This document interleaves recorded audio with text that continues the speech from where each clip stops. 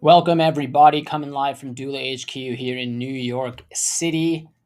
It is the best time of week, weekly live time. And there we go. Oh, whoops, it's upside down. Okay, we're going to get started today. And today's topic is one that I'm excited about every topic, but today's topic is cool, especially cool because Doola has now served over 10,000 founders from over 175 countries. And there's this saying I've heard that learning doesn't happen while doing, it happens upon reflection. So the only time you actually learn is when you pause and reflect. And I think that makes sense because if you think about it, typically when you're doing something, you're focused on doing the thing. So you have to pause, kind of pick your head up, and that's when the learning actually happens.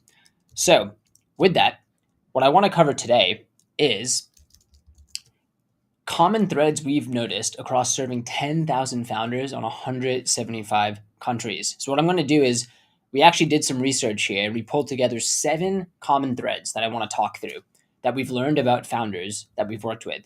So, what I'm going to do is I'm going to go through these threads, and what I encourage folks to do is I love the live chat. If anyone has any questions about really what I'm covering, you can drop it in the chat. Maybe you agree, maybe you disagree, etc. And I'll do one more quick check here to make sure that folks are able to hop in. We'll give folks about 30 more seconds, and then we're going to get started.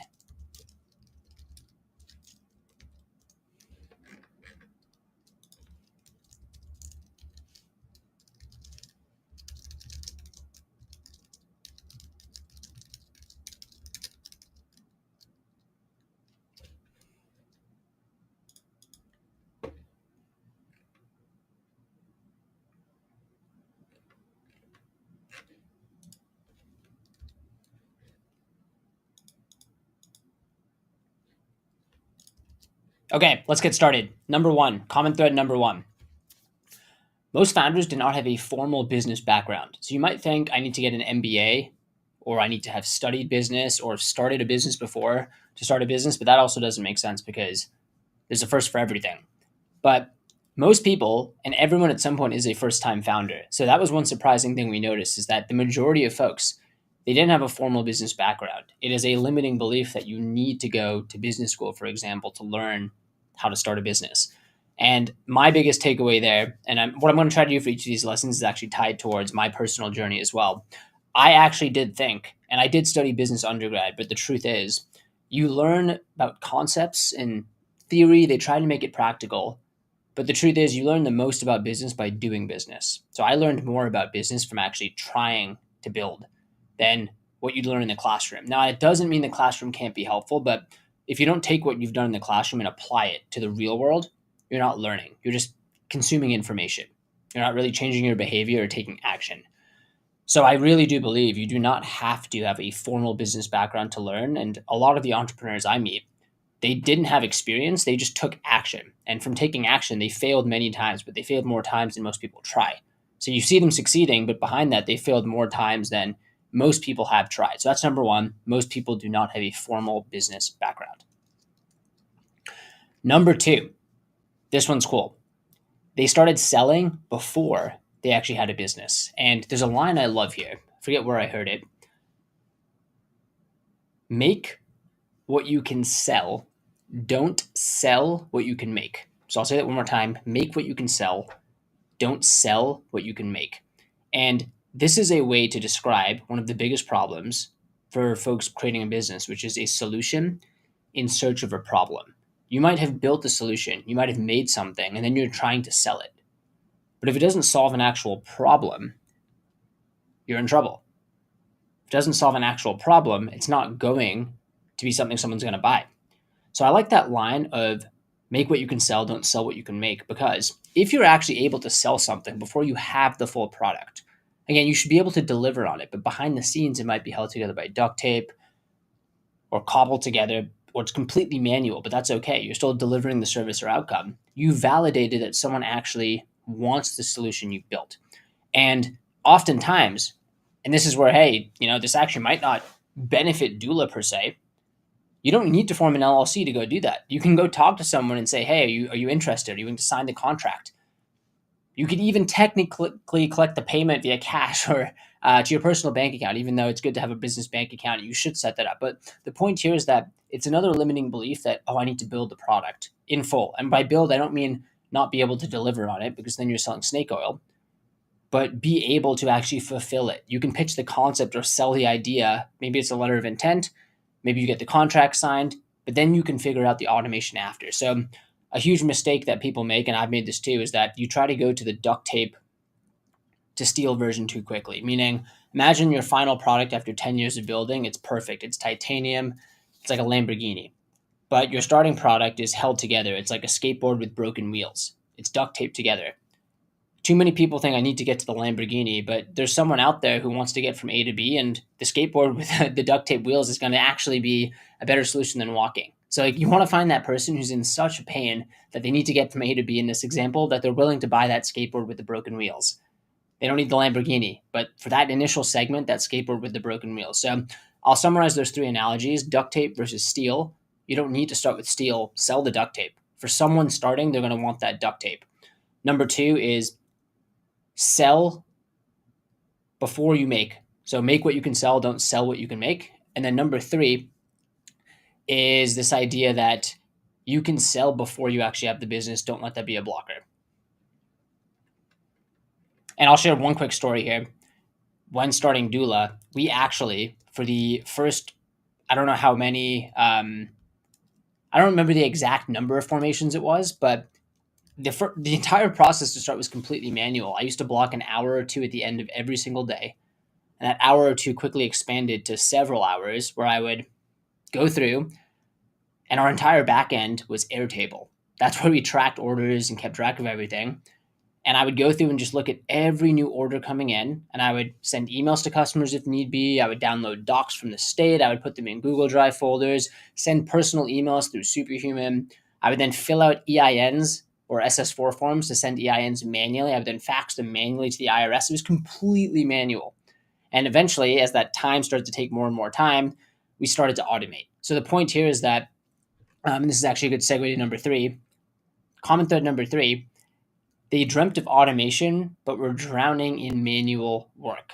So the truth is, you have this dream of, a business that runs on its own, but to start, you're not going to have fancy tools. You're not going to have a big team. It'll just be you. And you're going to have to do things manually. My favorite analogy for this is you are quite literally trying to fly a plane while building it, or change the tires on a car while driving it. And you might say that's impossible. No, it's not. It's not impossible. That's kind of the challenge, is you're building this thing and it's breaking. You got to fix the tires or build the plane. So you're going to have to do everything on your own. There's going to be duct tape. But I like sharing that example from Doula, where we got to hundreds of thousands in revenue with Airtable, with manual processes, with a no-code website builder.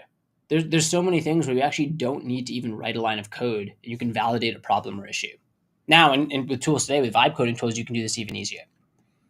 So that's number three. You're going to dream of automation, but you're going to have to do a lot of manual work to start. But that's an example of doing things which don't scale, taking action, and then turning that duct tape into steel. I love that analogy, duct tape to steel, or skateboard to Lamborghini. Number four. This one I thought was especially cool, because I believe most businesses don't die because they can't build the product. They die because they can't repeatedly acquire customers. If you build it, they won't come. They won't know about it. If you're just in your basement or your garage or your WeWork, wherever you're building, if you just build it, but no one knows about it, you have to have some form or shape of way to get that in front of people. So the interesting thing here is that we've learned that a lot of breakthroughs actually come from organic content, not paid ads. Now, that doesn't mean you can't scale a business with paid ads. There are many businesses which scale with paid. Doula uses paid. So we use it too. I'm not saying don't use paid. But the breakthroughs come from organic. And what I mean by breakthroughs is oftentimes, and we've learned this, your top performing paid content is organic content that does well. Or it's not even content. It's actually just hearing something and turning that into content. So I'll give you examples. One thing we do at Doula is we pay particularly close attention to the words that customers say.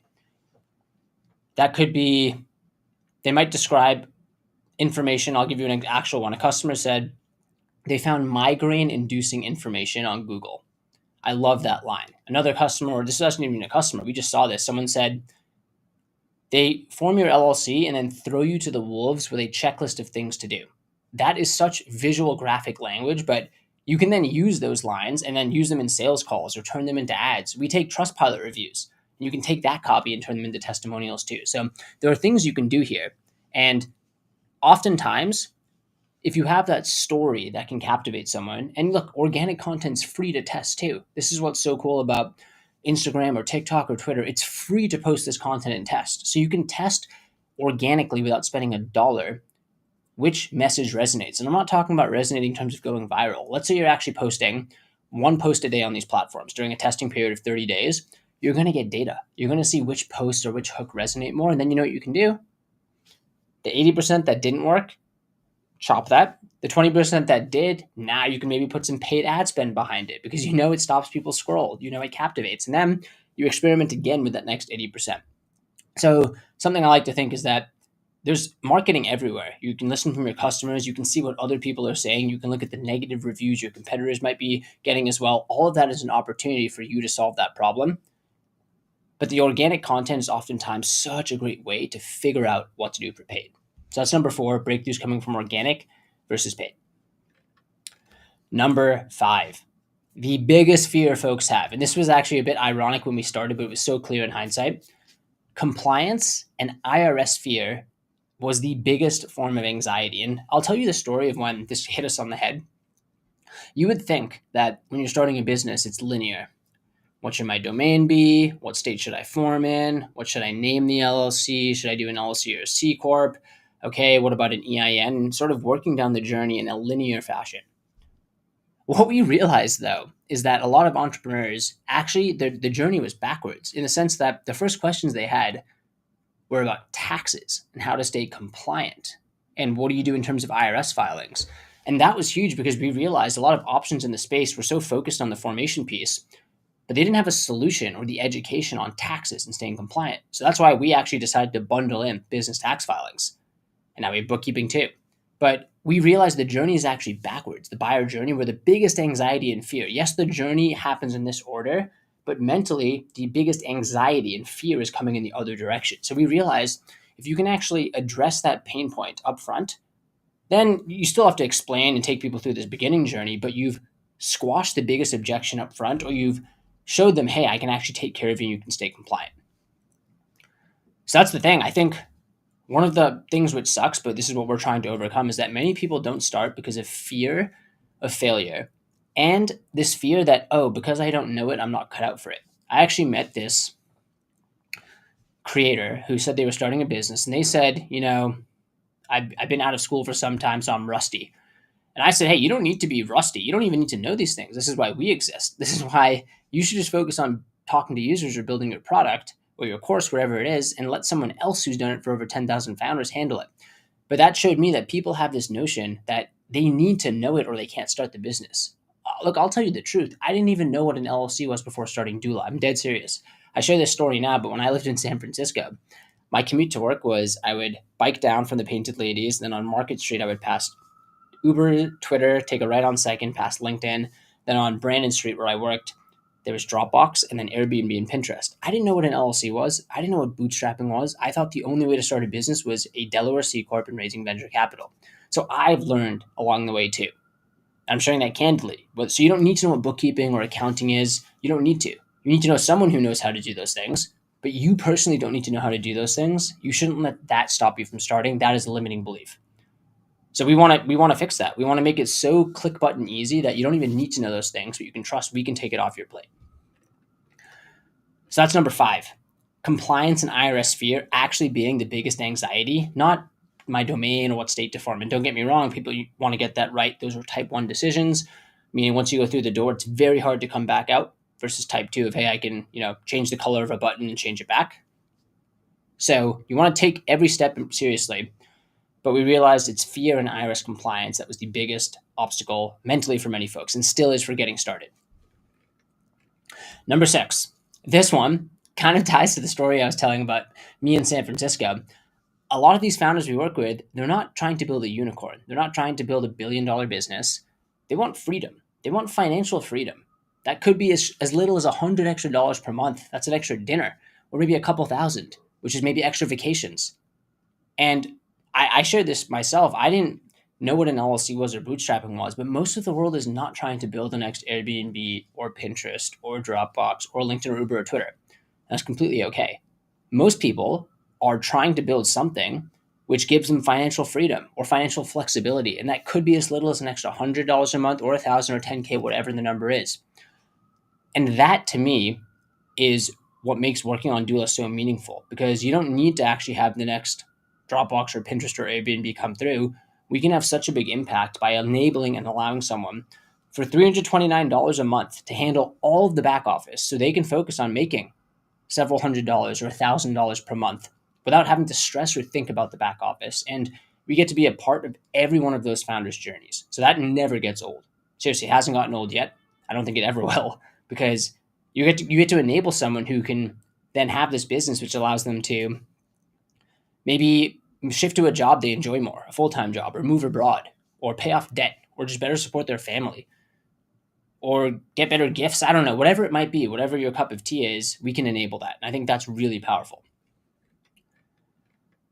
And then the final one I want to finish with, and then I'll see if there's any comments in the chat here too. But the final thing I want to finish with, and this to me is actually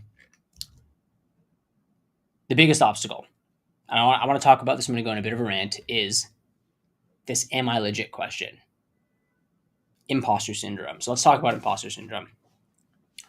Imposter syndrome is what stops most people from doing anything in life. But here's the truth. And here's how I've actually, let me take the glasses off for this one.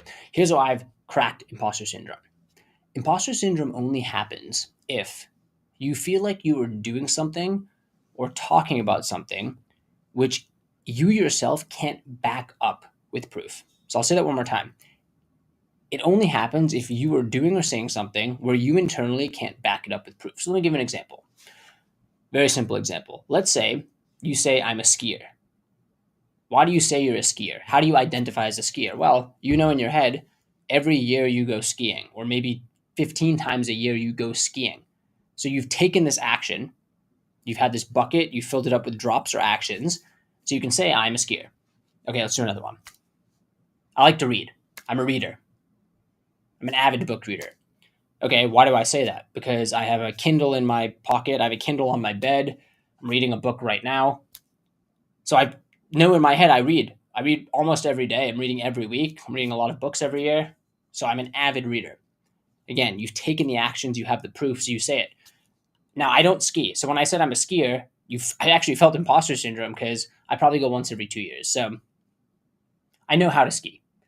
I am an avid reader, though, and I feel zero imposter syndrome saying that. So the issue that comes up for imposter syndrome, and let me use creating content as an example. A lot of people say, "I don't know what to create content about. I don't know what to talk about. I feel imposter syndrome." You don't have to create, just document. Don't create, just document. Because if you are documenting means you are writing or sharing what you've done. You're documenting. You're not creating out of thin air.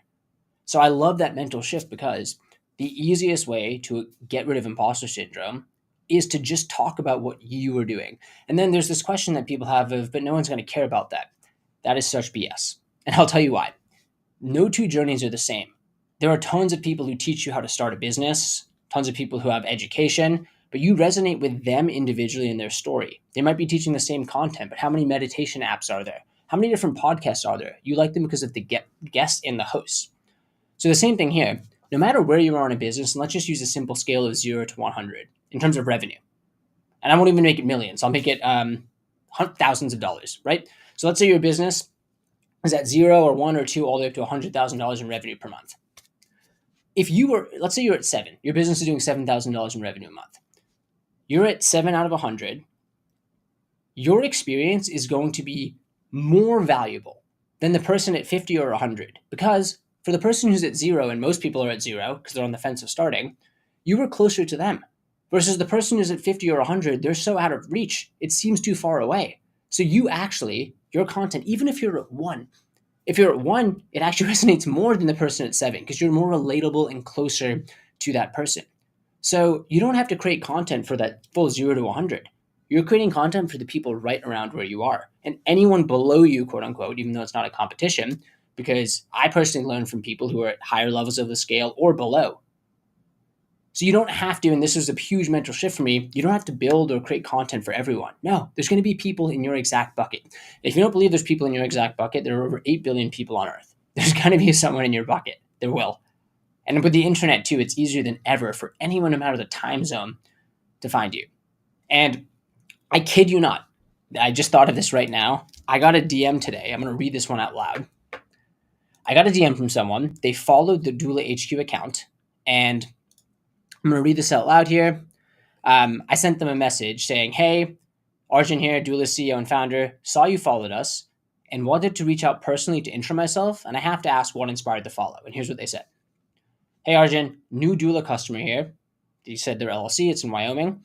Launching a US brand, EIN done, creating my website, and then my bank account. Just wanted to be around people like you who make the world better. I love Doola and what you do. Wish you all the best. Power of the internet. This person doesn't even live in the US, but they're able to connect and we're able to chat. And our company's got a long ways to go in terms of growing, but clearly what we're putting out resonates with this person and they want to be around it even digitally or socially. So that's my final plea here. And my final formula for cracking imposter syndrome. I'll recap this. Document, don't create. Remember, you do not have to create for or document for everyone. Think of that scale. You're actually going to resonate more with the people around you, even below. And that market or that addressable size of people is huge. And you're only going to feel imposter syndrome if you don't have the actions or the proof points to back it up. So if you think about that, it completely goes away. It really does. Imposter syndrome, it completely goes away because you don't have to say anything that you haven't done. And if you feel the imposter syndrome but don't want to feel it, go take the action. So let's say I really wanted to say I'm a skier, then let me just go skiing and I can say I'm a skier. So it also makes it cool because if you feel the imposter syndrome, you can say, oh, it's because I haven't done the action. Okay, buckle up. Let's go take the action. So that's a wrap. That's number 7. And honestly, I'd say that's my favorite one. You're going to have this question, am I legit? But no one has ever done it until they've done it. So people say like fake it till you make it. My take on that is that you have to take the actions, but there's going to be a first for everything you've done. The first time you've done public speaking, the first company we ever formed. So you have to learn it as you go. But once you've done it the first time, you have that proof point. So the first time, I guess you're kind of faking it, but I would say you're just doing it till you make it. So that's my take on that. Document, don't create, do it till you make it. And I guess you kind of fake it the first time because you haven't done it before, but fake it doesn't mean you can't genuinely do it. So again, that's an unlock. I think it's a limiting belief to think that I haven't done it before, so I can't do it. And I do hope this resonates. This really worked for me to overcome imposter syndrome. I really don't feel it anymore because anything I say or do, if I've just done it before, it's not there. So that really helped me. I hope it resonates with someone else.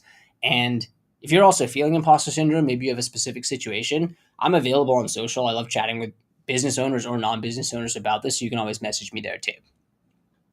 Okay, we got a couple comments coming in. First off, from Strong Ari, very helpful. Thank you. I appreciate that. I'm glad this did resonate. And again, I like to share this because some people might think that no one gets imposter syndrome or the butterflies. No, everyone faces it. But these are some really nice mental shifts or reframes that can get rid of these problems because we're all human. There's 8 billion of us. We're not that unique. We all wake up and maybe have similar insecurities or feel similar things too. So Strong Ari, I really appreciate those kind words. Okay. That's a wrap for today. Those were the 7 common threads that we've seen 10,000 founders later.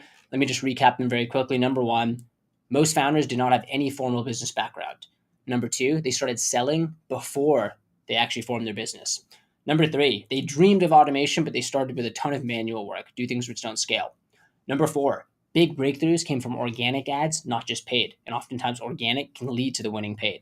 Number 5, compliance and IRS fear was the biggest anxiety, not what state to form your LLC in. Number 6, most people aren't trying to build unicorns. They want financial freedom. They're not trying to make the venture-backed C Corp. They want the LLC. And then number 7, everyone hits the same roadblock at some point in the journey. Am I legit? The imposter syndrome, And remember, document, don't create, build those internal proof points, and everyone was there for the first time. The only difference between someone who's made it versus not is they kept going. The only way you can lose is if you stop. That is a wrap. I hope this was valuable. Again, I'm available on social. I love meeting founders, aspiring founders, whatever it is. You can contact me one message away here in New York City, and I will LLC everyone next week.